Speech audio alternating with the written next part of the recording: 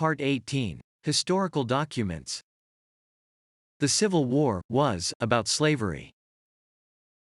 Surprised? How can I say that, after all the evidence I provided, showing the South was not fighting to preserve slavery? Easy. Because, according to the Constitution, only Congress has the authority to declare war.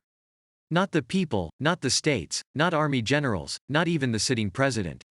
Only Congress. So it's really a matter of semantics.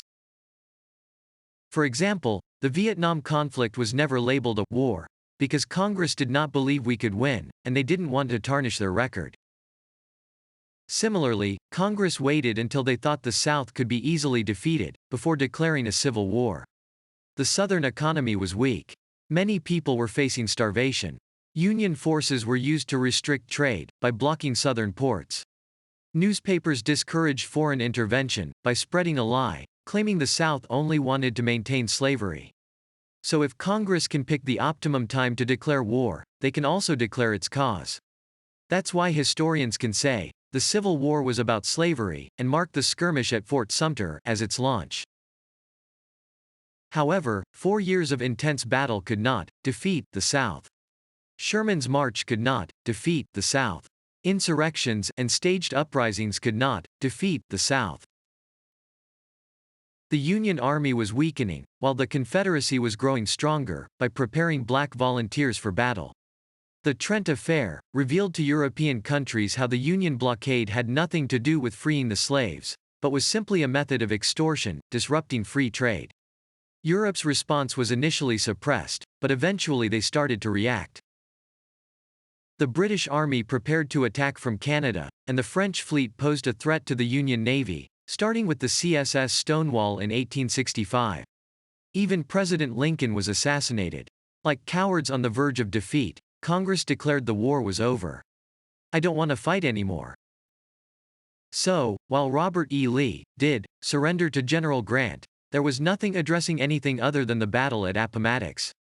There was no mention of reforming the Union, freeing the slaves, removing the Navy's blockade, or establishing adequate representation in the federal government. Only the conditions of surrender related to that battle. Those men never had the authority to end the war.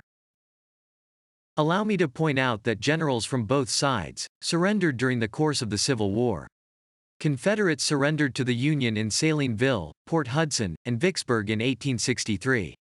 Fort Macon and Fort Donaldson in 1862, and the Battle of Rich Mountain in 1861.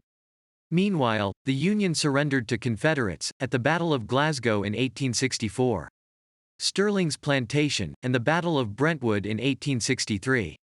Clark's Mill and Mudfordville in 1862, and even Fort Sumter in 1861. But none of those surrenders marked the end of the Civil War. Remember, Confederate President Jefferson Davis never surrendered. Even after his capture, he refused to sign any statement, and he was never brought to trial for treason, because doing so would reveal that it was legal for the South to secede, and that the Union unconstitutionally invaded the newly formed Confederate nation. By the way, Jefferson Davis was not wearing a dress, but the same kind of shawl Abraham Lincoln is wearing in this painting. Once again, Northern newspapers loved to lie. So Congress declared slavery was the cause for the Civil War. Then, they said slavery was abolished when they called it off. That's the power of semantics. Their game, their rules. Someday, other countries will look to the US federal government for guidance.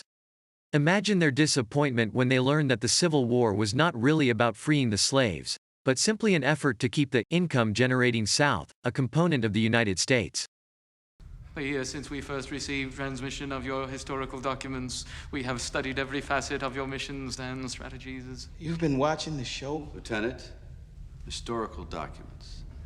Historical documents from out here? Yes. The past 100 years our society had fallen into disarray. Please, Commander, you are our last hope.